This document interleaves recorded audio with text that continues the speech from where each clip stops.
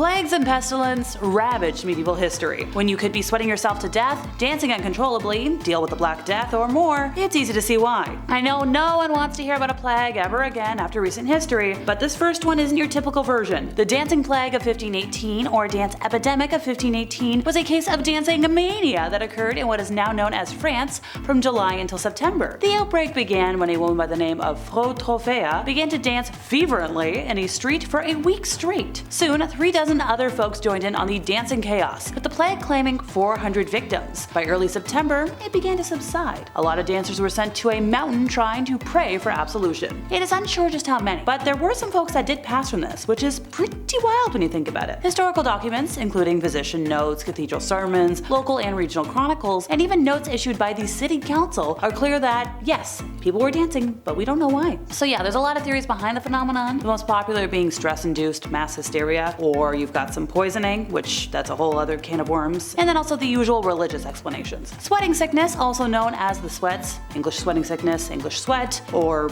there's some Latin words as well, was a mysterious and contagious disease that struck England and later continental Europe in a series of epidemics in the 1400s near the end of the medieval period. Other major outbreaks of the English sweating sickness occurred in 1508, 1517, and 1528, with the last outbreak in 1551, after which the disease vanished. The onset of symptoms was sudden, with death often occurring within hours. Sweating sickness epidemics were unique compared with other disease outbreaks at the time. Whereas other situations were typically urban and long-lasting, the sweating sickness spiked and receded very quickly, and it heavily affected rural populations. Like I said before, the cause remains unknown, but maybe it was a weird virus. In 1347, a crazy strain of plague invaded Europe from the east, most likely via Italian sailors returning home. This Black Death would eventually spend half a decade tearing across the continent. The populations of whole towns were completely wiped out, and it is said that the living spent most of their time burying the dead in mass graves. We see death coming into our midst like black smoke. This was a quote from a Welsh poet saying, "Plague which cuts off the young, a ruthless phantom which has no mercy or fair countenance." Medieval physicians tried to combat the disease using redness letting, lancing, and other crude techniques, but with little understanding of its cause, a lot of folks fell back on the belief that it was a divine punishment for their sins. There were some Christians that blamed it on everything but themselves. Turns out it might have just been anthrax. The Black Death finally subsided in the West around 1353, but not before it killed as many as 50 million people, more than half the population of Europe. While it left much of the continent in disarray, a lot of historians also believe that the labor shortages it caused were a boon to lower class workers, who saw increased economic and social mobility. Communities of large populations lived in overcrowded cities and unsanitary conditions during this time, and because of how close body contact was, scabies could be easily passed, giving rise to a lot of outbreaks. In 1365, Petrarca, who was aged 61, wrote to a buddy, Boccaccio, saying, "I had and I still have, and I do not know how long it will torment me, ugly and dry scabies," which is troublesome at all ages, but it is also dangerous at our age. "Since 5 months, this illness oppresses me so much that the hands are prevented to use the pen and to take the food, but they serve only to scratch and scrape it. I certainly know only one thing about my illness, that it will soon leave me or I will leave it. We cannot be together for a long time." So scabies was described as dangerous at our age, which is a statement that modern medicine has proven to be correct. The human itch mite is usually spread by direct, prolonged skin-to-skin contact with a person who has it. The intense itching leads to scratching, and then you get those sores, which can become infected with bacteria, and that gets really bad. The elderly, whose immune system is weakened, are at higher risk of complications, such as secondary skin infection or more severe forms of scabies. In the medical writings of Europe throughout the Dark Ages and well into the Industrial Age, tuberculosis was referred to as the White Plague, or consumption, all in reference to the progressive wasting of the victim's health and vitality as the disease took its inevitable course, causing as much as 1/4 of all deaths in Europe, arising with particular frequency among young adults, and bringing on a lingering, melancholy decline characterized by loss of body weight, skin pallor, sunken yet luminous eyes. This was enshrined in literature as the captain of death, the slow killer of youth, promise, and genius. The cause in medieval times was assumed to be mainly constitutional, either the result of an inherited disposition, or unhealthy or dissolute living. In the first edition of the Encyclopedia Britannica, it was reported that a tendency to develop consumption of the lungs could tragically be expected in people who were fine, delicate, and precocious. Based on the stage of the disease, treatments included regular loss of red fluids, administration of purgatives, healthful diet, vigorous horseback riding, and if you were near the end, opiates. A plague that affected medieval folks and still affects modern folks to this day is none other than chlamydia.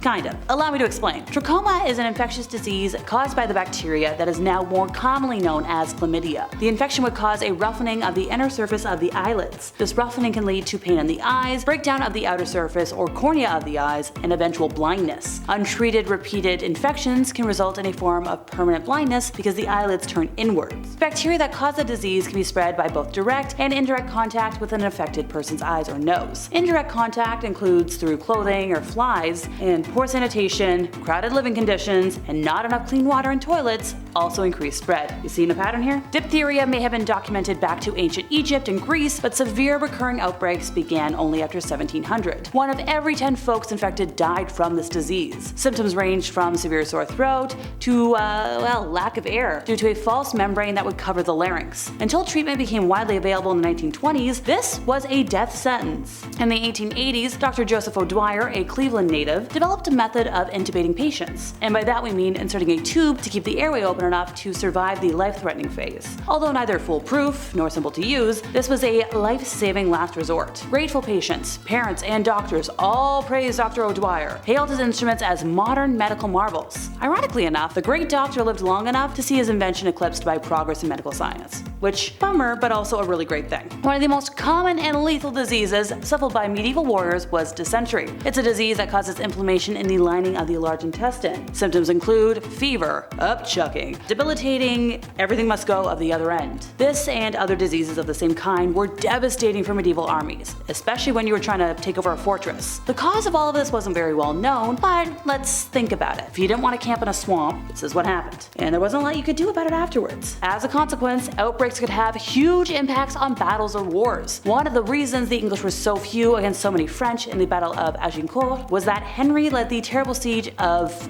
Harfleur earlier in the year. His army was decimated by disease because of the swampy nature of the land, because it had been flooded. And then Henry himself died of this disease. If you haven't figured it out by now, a lack of hygiene amongst medieval people led to a lot of horrific skin complaints, and a lot of disease. Poor people washed in cold water, without soap, so they didn't do a lot to prevent infection. The more disfiguring skin diseases were generally classed as leprosy, and this was from living in dirty conditions. It attacks and destroys the extremities of the body, particularly toes, fingers, sometimes nose. And it wasn't the only disease that could affect somebody in this way. The affliction known as St. Anthony's fire could also lead to gangrene and convulsions. This was caused by a fungus, ergot, that grows on rye. When the grain was ground to make bread, people who ate that, well, they became poisoned. Justinian I is often credited as the most influential Byzantine emperor, but his reign also coincided with one of the first well-documented outbreaks of plague. It's believed to have originated in Africa and then spread to Europe through infected rats on merchant ships. It reached Constantinople in 541 AD